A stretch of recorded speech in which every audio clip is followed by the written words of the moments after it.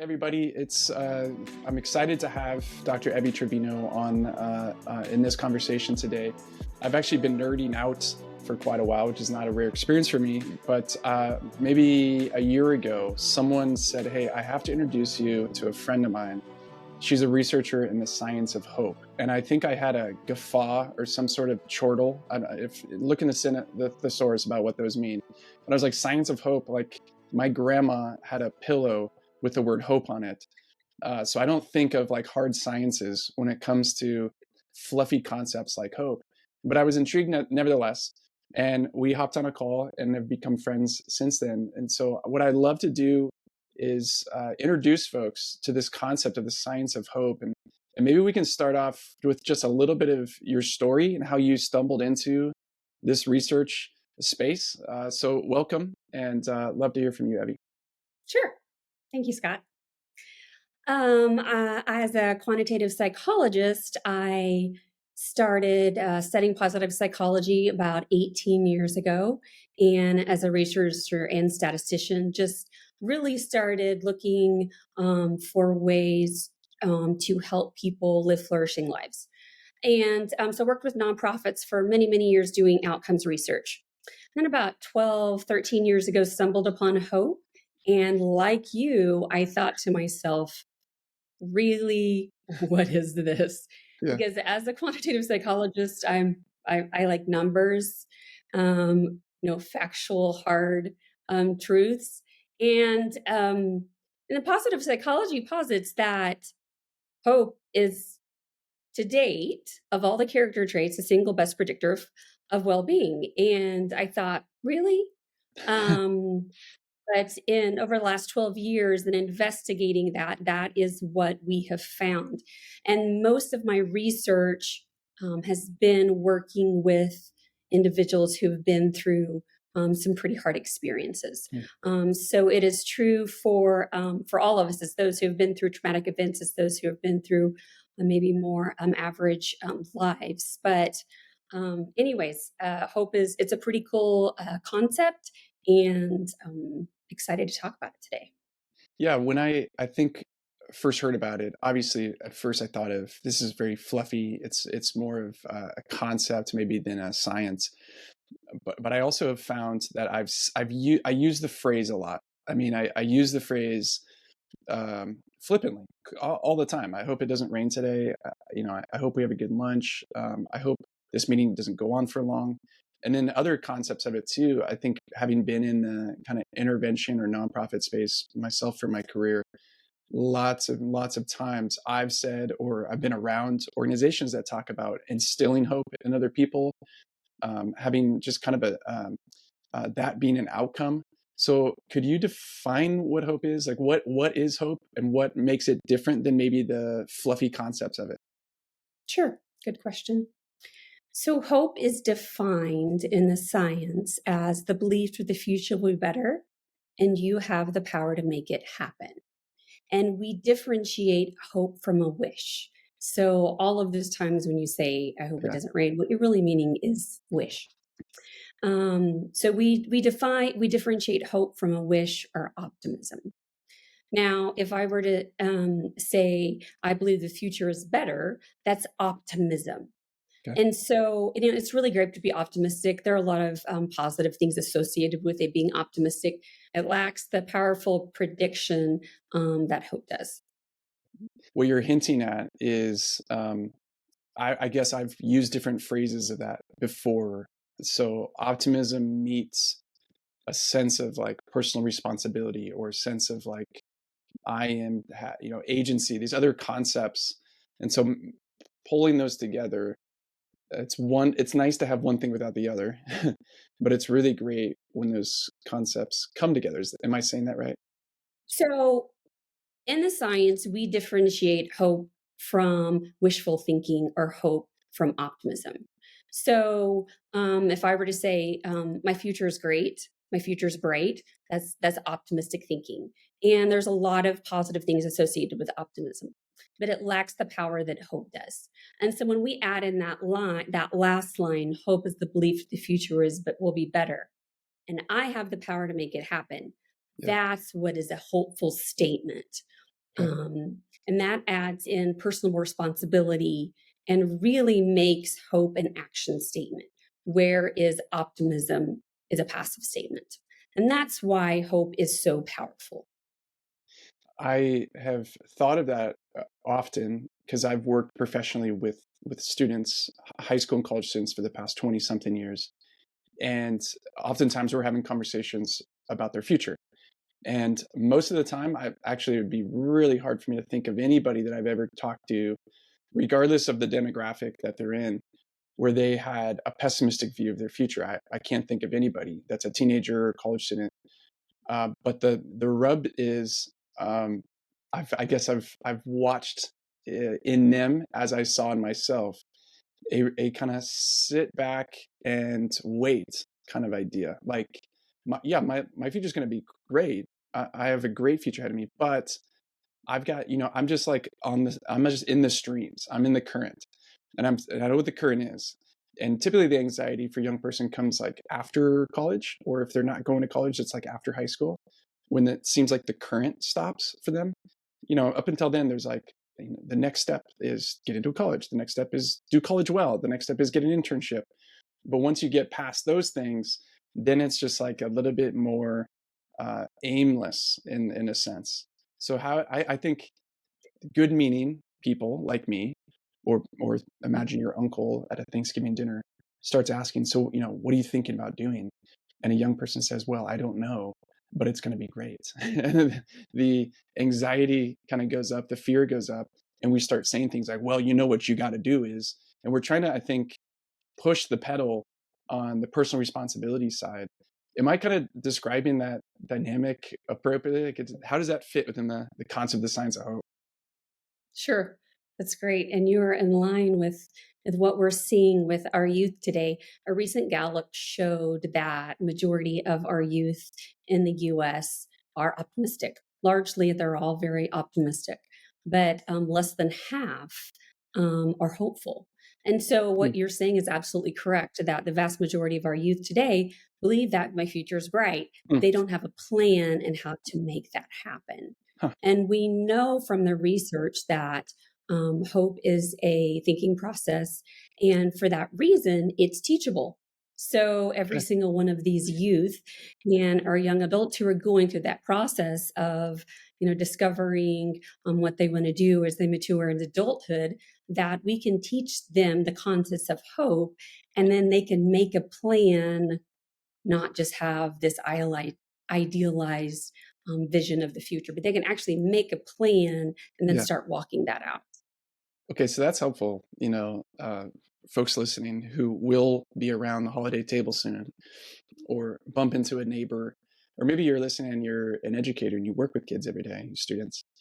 Um, that's actually really helpful. Like, am I hearing an optimistic person or a hopeful person? How do you, is there a way conversationally to kind of suss that out? Like, is there a way that you found to be like, what questions would I ask, or how would I quickly kind of decipher which one's which? Sure. Hope is comprised of three components. And so at the cornerstone of hope is goal setting.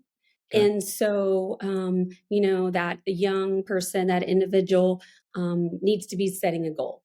And it has to be a goal that they value, right? So it's not the goal that mom and dad want them to Mm, do, or maybe that uncle gives them a good idea. yeah. But it has to be something that they want for themselves.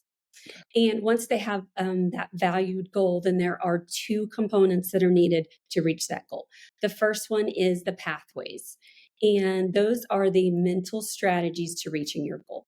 Hmm. So, say he chooses a career in engineering, Yeah. and he's going through college and all the things.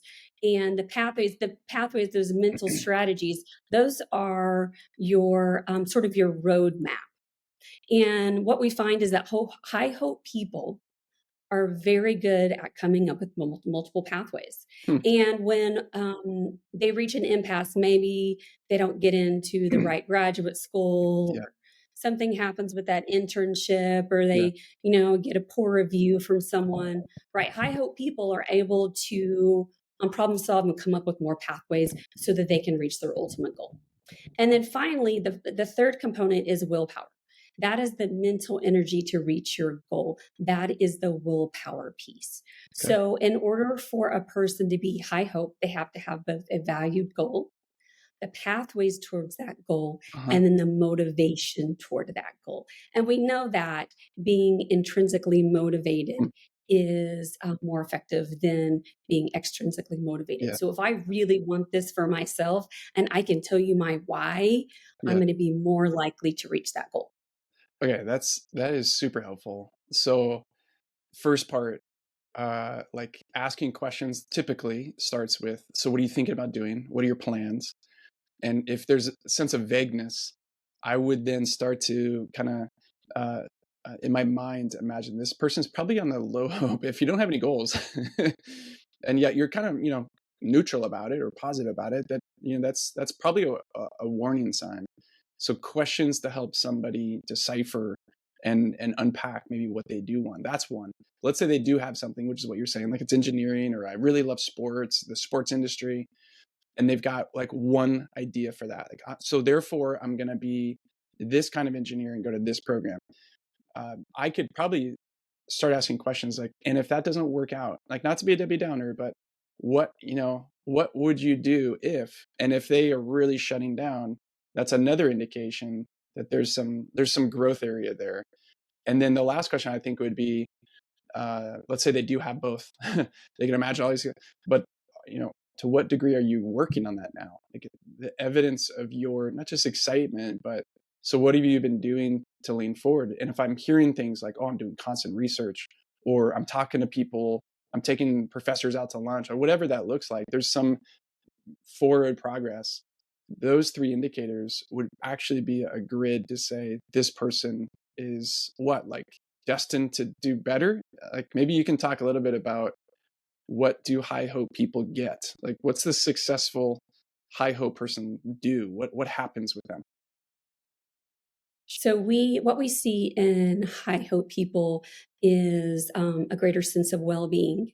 They are also better able to cope with stress, and this is because they have more resources. They can problem solve. We see greater life satisfaction. We see a higher positive affect and a lower negative affect. That means greater happiness, less depression, less anxiety.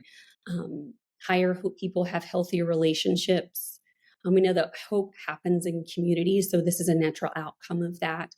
In the workplace, we see increased productivity. A higher hope person is productive one day a week more than lower hope individuals. Huh. We see more meaningful life in the workplace for higher hope individuals. And in schools, one of my favorite statistics is, if not my favorite statistic, is that hope is a great predictor of academic achievement. And what we have seen in the research is that hope is a better predictor of first year college success than Mm. GPA or SAT scores. Huh. And that's just a really profound, finding that we've seen. And so, sure, let's make sure our students are getting the best education and they have Well, all of these opportunities, but of equal importance, let's make sure that we're building hopeful thinking, of that goal setting, the willpower, and the pathways thinking are of equal importance to building intellect. that's kind of insane. I mean, you just rattled off 12 probably things, and if you just sat with a few of those, it's pretty astounding. um, would you help me? Because now I'm all in. Okay, conceptually, I want those outcomes. Now, how do I start teaching this? What is it? What are some of the ways in which you make people more hopeful? I'm almost stumbling for the words because there's such the phrases and words we're using are such commonplace words. You're not speaking like a, I don't know, like a researcher. You're actually using vernacular that we normally use, but in ways we don't normally use it. So how do you help someone become more Sure. hopeful? Sure. So the first thing is to talk about goals. So I have three kids, And whether it's for the school year, and a lot of times I do this informally. I'm not handing them a sheet of paper, making them complete a worksheet. But informally, I'll, say, so what does it look like for the semester? What are your goals? Or my kids, all three of them play basketball. So what are two things that you're working on for the season leading up to your, basketball season? What are two skills that you want to work on? And then I'll ask them, how are you going to do that? So if we're, talking about basketball, my son, who's now a freshman, when he was in 7th grade, he was on the middle school basketball team, and he wanted to get more playing time. And he's not the biggest kid, so he was a shooting guard position, and his goal was to get playing time and to improve his 3-point shot and ultimately help his team win. And so he wanted to improve his 3-point shot because he knew it would give him the edge that he needed. Defensively, he was good, but he just needed offensively to improve. And so over the summer, he practiced over and over and over. He practiced here at home. He, took duct tape and put it on the concrete and fixed it at every angle. He got some, private coaching. When school started back, his coaches gave him, some tips. And then he just practiced over and over and over and over and over. So you're seeing all of these different pathways that he was using. Yeah. These were the middle strategies he was using to improve his 3-point shot. And so the willpower piece, how did he stay motivated? He wanted playtime. Bottom line, he wanted playtime. Yeah. So he knew that in order to do that, he had to put in the work. And so he did over and over.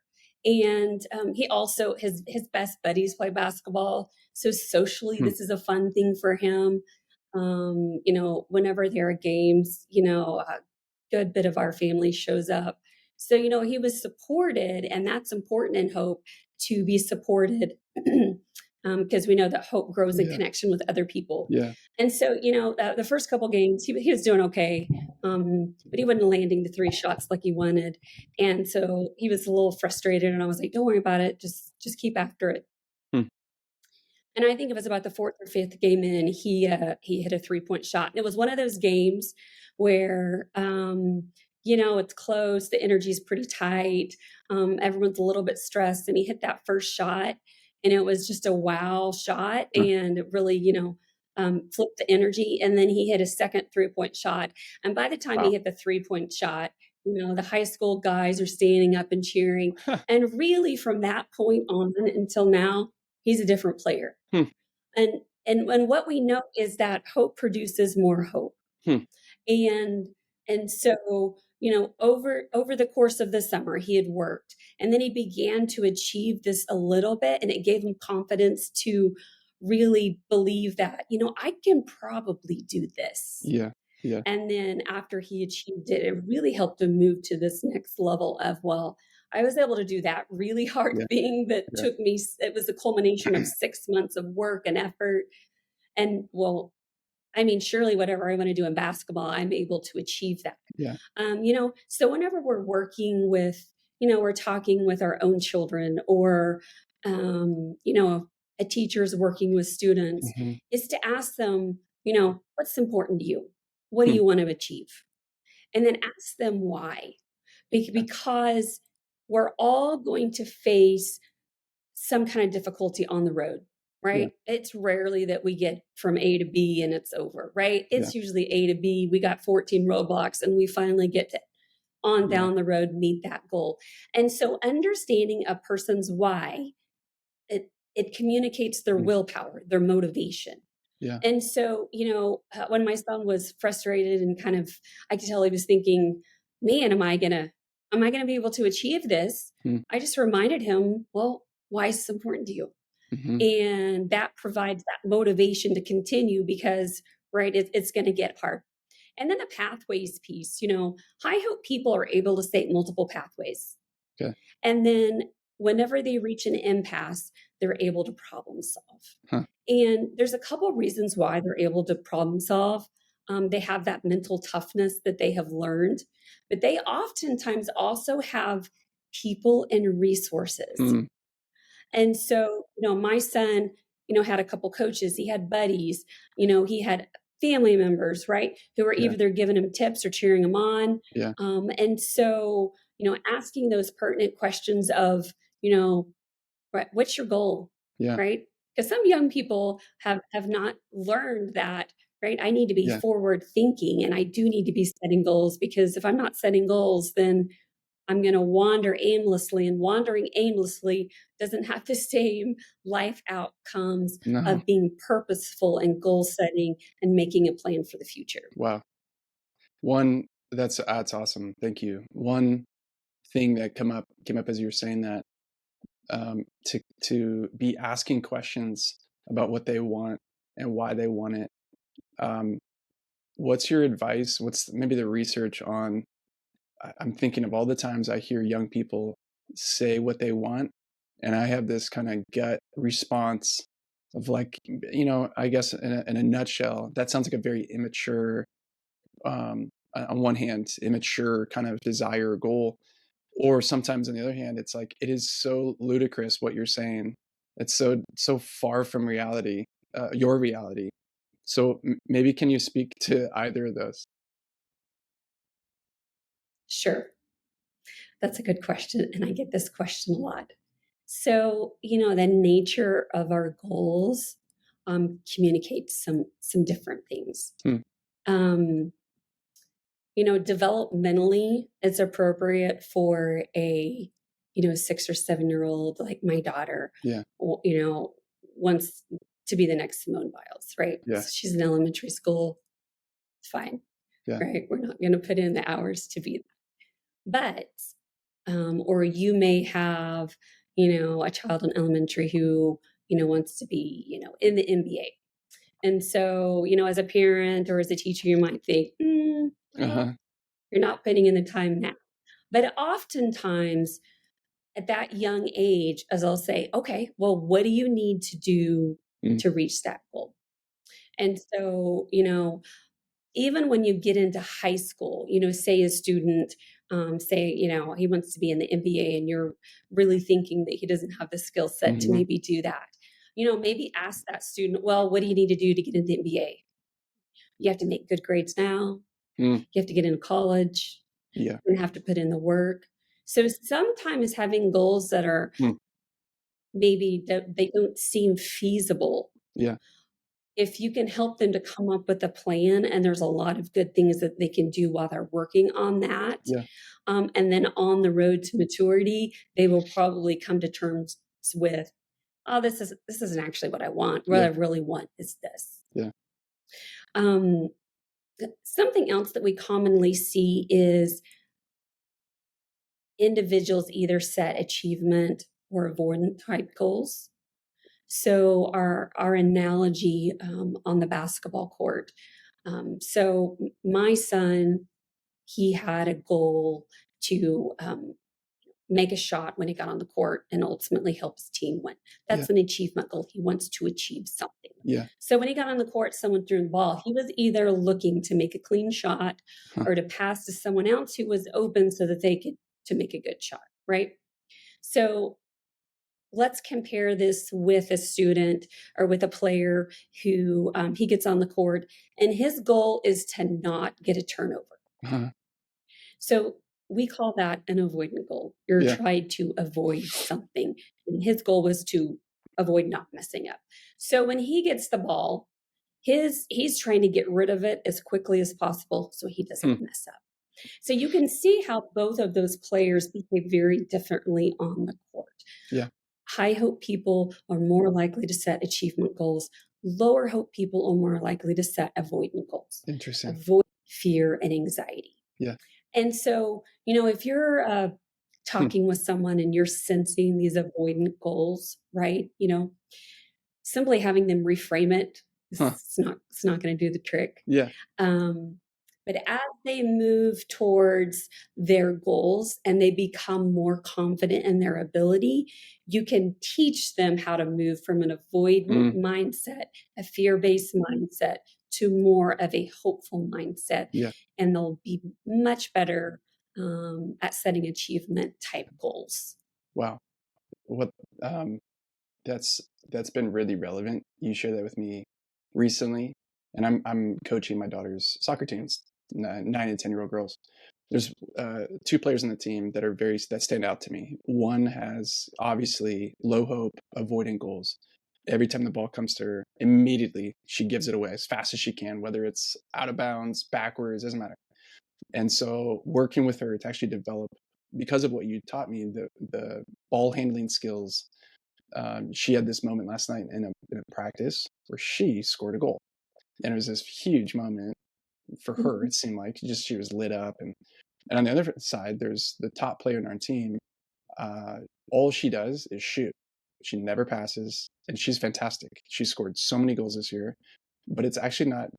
She's not a good player because all she does is shoot, and she might be halfway down the field. She takes a shot, and it's impressive, but it misses. Or anyways, so I've been working with her because of what you taught me. Like, just because she has an achievement goal, be the best player, score the most goals, doesn't mean she's a good player. So I've been talking with her about, in my mind, I'm trying to give her another achievement goal, which would be to be a player that helps other girls score as well. And so I started last night just to see her for the first time to start giving the ball away. And she's very new at that. It didn't go well, but I was encouraging, like, yes. And a part of it was, don't you want to play in a competitive team? Are you thinking about playing in high school? Yes. I'm like, so these are the steps you're going to have to take. And then now I believe she can figure out the pathways to learn how to pass because she has the skills. But that alone has been really helpful as a grid. Otherwise, without you kind of teaching me that, I think I just would have complained about both of them, not really known what to do with them, and just been a little bit frustrated, and maybe said some things out of harshness or frustration. But that's been really, really helpful. So thank you for that, and it has real life application. One of the last questions I have for you is around measuring hope, and I'm guessing, if for someone listening, thinking of on two levels. One, individually, is there a way to kind of, besides conversationally, is there a way to test someone's hope? And then like on top of that, can you kind of get a sense for a community or a classroom or maybe your family, or if you're running an organization like I do, I really, really want to know if, and especially as you said, if instilling hope is the best predictor of all of these things. Like, how do we test it? Good question. This is as a quantitative psychologist, this is my favorite question. No, all the questions are good. The measurement of hope is fun. I love it. And there are two measures of hope. One for children and one for adults. I utilize Snyder's hope measures. And so if you Google Snyder's hope scale for children and Snyder's hope scale for adults, they will pop up. So the adult scale has 8 items, and the children's scale has 6 items. Okay. And for the adult scale, 4 items measure. Essentially, half of the items measure willpower and half the items measure pathways. That can be used individually. You can score it, and then you could look at those 2 different sub skills. So we'll look at what their pathway score is and look what their willpower score is. It can be used in a classroom. I've used it at the community level, where we have assessed the hope of an entire city or handful of cities that live in the same county. And so it can be used, in a single individual. I've had some therapists recommended, some therapists have used it with clients, so at the individual level. And then in addition to that, asking, do you have a valued goal or valued goals that you're working toward? And that can give an individual a good snapshot of, where they are at, or maybe where someone else in their family's at, or in a classroom. How soon, like if I wanted to see progress with a kid or with an organization, would I want to wait a year, a month, a week? Like what would be, I'm not a quantitative anybody, so how do we know how to ask that? How soon can I see if it went up or not? Sure. Good question.